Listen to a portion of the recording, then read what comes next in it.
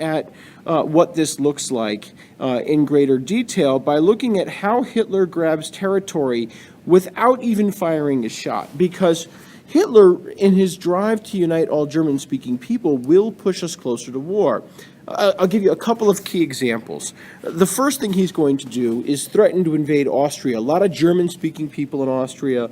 The Austrians say we'll vote about it. Hitler doesn't like that. So he actually invades Austria because he's afraid of rejection. And his first grab for territory then comes not during World War II, but by actually sending troops into Austria.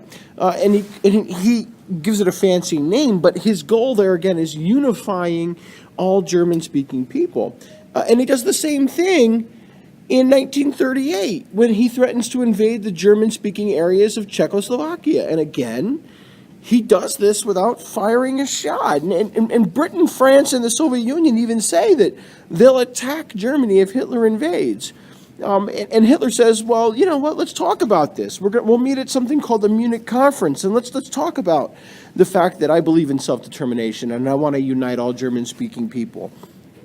And the nations that greet there, that meet at that place, in particular Britain, France, and Italy, they agree to something called appeasement. That's a vocab word. And appeasement is giving in to demands in exchange for peace.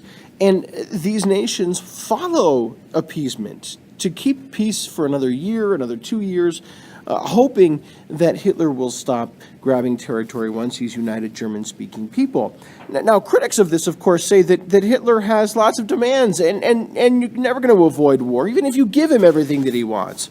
And they're right, because in 1939, he invades a good part of Czechoslovakia anyway, and Britain and France, they don't do anything about it. So, you know, here we see this guy Hitler, and he's invading all of these different countries.